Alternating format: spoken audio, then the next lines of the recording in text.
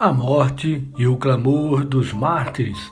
Graça e paz, irmãos, amigos e guerreiros em Cristo, estamos em mais um estudo do final de semana, a parte 3 da continuação dos 7 selos e os cavaleiros do Apocalipse. Hoje estudaremos o quarto e o quinto selo.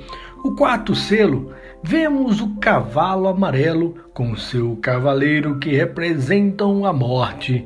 Com o cavalo amarelo e seu cavaleiro, veremos que a abertura desse quarto selo fará com que um quarto da população morra.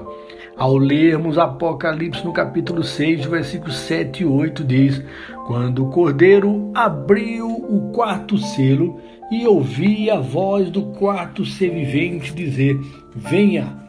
Olhei, diante de mim estava um cavalo amarelo. Seu cavaleiro chamava-se Morte, e o Hades o seguia de perto. Foi-lhes dado poder sobre um quarto da terra para matar pela espada, pela fome, por pragas e por meio de animais selvagens da terra. O cavalo amarelo, como uma figura da morte e do inferno, são pleonásticas. Apresentam uma única realidade e o Hades sempre vem atrás da morte. Tente entender. A morte derruba e o Hades recolhe os mortos. A morte perde o corpo, enquanto o Hades reclama a alma do morto. A morte e o Hades não podem fazer o que querem, não têm desejo próprio. Eles estão sob vigilância e debaixo de autoridade e só atuam sob permissão divina. Seu ciclo de ação é limitado e seu território definido. A quarta parte apenas e não mais nada. Um lado importante a visualizarmos é a morte usa 4 instrumentos para sacrificar suas vítimas. A primeira é a espada. Essa tem o nome de Ronfaia. Existe também aquela que é chamada de Machaira. Ambas são espadas compridas usadas na guerra.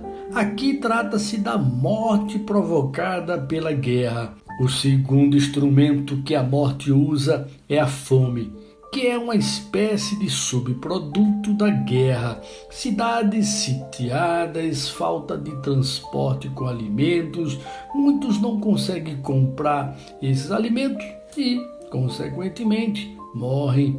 O terceiro instrumento que a morte usa é a pestilência, ou mortandade. Essas pragas, as pestilências, crescem com a pobreza, com fome e as guerras. E o quarto instrumento são as bestas feras da terra. Estas têm o objetivo de despedaçar e devorar tudo o que encontra em seu caminho. Nas cidades serão suas principais vítimas. Entrando então no quinto selo. Nos primeiros 4 selos que já estudamos, nós vimos a ira de Deus misturada com graça, uma misericórdia dele por causa de alguns dos remanescentes, os convertidos que estarão na terra. Este quinto selo é o clamor dos mártires. Eles clamam por justiça e recebem as vestes brancas e aguarda os outros irmãos. Ao lermos Apocalipse no capítulo 6, o versículo 9 a 11 diz: Quando ele abriu o quinto selo, vi debaixo do altar as almas daqueles que haviam sido mortos por causa da palavra de Deus e do testemunho que deram. Eles clamavam em alta voz: Até quando, ó soberano, santo e verdadeiro, esperarás para julgar os habitantes da terra e vingar o nosso sangue?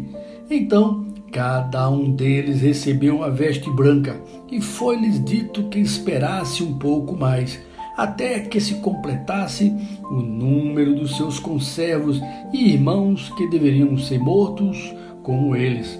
Os santos, sabendo que Deus o ressuscitará, estes glorificarão a Deus também através da morte, conforme o versículo 9. As almas dos que morreram pela fé estão no céu. Com a abertura deste quinto selo, muda-se o cenário.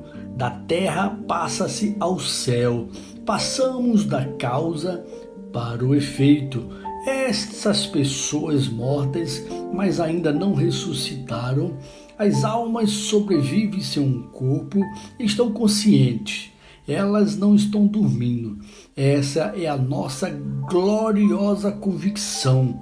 Morrer é estar com Cristo, é deixar o corpo e habitar com o Senhor, é entrar na posse do reino. A morte não os havia separado de Deus. Deus não poupou essas pessoas do martírio, mas deu-lhes poder para morrerem por causa da palavra. É preciso entendermos esse detalhe. Lembram de Estevão, por exemplo, como foi sua morte? Enquanto os falsos crentes vão apostatar, amando o presente século, adorando o anticristo e apostatando diante da sedução ou perseguição do mundo, os fiéis selarão com o seu sangue e o seu testemunho e preferirão a morte à apostasia, como foi Estevão pregando o evangelho àqueles judeus da época. Jesus deixou isso claro no sermão profético, como diz Mateus 24, 9 e 10. Então vos entregarão à tribulação e vos matarão, e sereis odiados de todas as gentes por causa do meu nome. Muitos mártires conhecidos e desconhecidos morreram e ainda morrem por causa da sua fidelidade a Cristo e a sua palavra. Lembramos bastante de Policarpo, os pastores da Coreia, por exemplo. Esse é o clamor da igreja diante dos massacres. Tivemos também arenas, piras, campos de concentração, prisões ilegais, câmara de gás, fornos crematórios. Irmãos, o que precisamos entender é que Deus nos capacita com a certeza e esperança que as almas dos fiéis receberão vestes brancas, símbolo da retidão, santidade e alegria. Será uma bem-aventurança, irmão. Ou seja, mais do que feliz. A glorificação dos fiéis será imensa, ainda não plena até a ressurreição, mas incomparavelmente melhor do que estar no corpo. Como diz Paulo lá na carta aos Filipenses, no capítulo 1, versículo 23, estou pressionado dos dois lados. Desejo partir e estar com Cristo, o que é muito melhor, irmãos. Os réus condenados na terra sem culpa vestiam-se de preto, mas no céu Deus os veste de branco, pois foram absolvidos, justificados e salvos. Essas almas dos fiéis descansam de suas fadigas. No céu não há mais dor, nem pranto, nem luto. Não estão dormindo até o grande dia em que se completará o número dos mártires, os fiéis que estarão com o Senhor.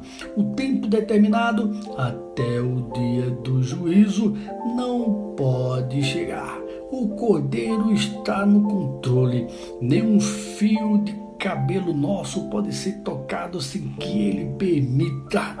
Mas precisamos saber que nos foi dado a graça, não apenas de crer em Cristo e somos privilegiados na terra, mas também de sofrer por Ele e dar a vida pelo nosso Cristo, pelo nosso Senhor, como diz Paulo também em Filipenses, no capítulo 2, versículo 17, contudo, mesmo que eu esteja sendo derramado como oferta de bebida sobre o serviço que provém da fé que vocês têm, o sacrifício que oferece a Deus, estou alegre e me regozijo com todos vocês, irmãos, e continua, estejam vocês também alegres e regozijem-se comigo. Aleluia, irmão. Os mártires veem em Deus que seu sacrifício vai até a morte.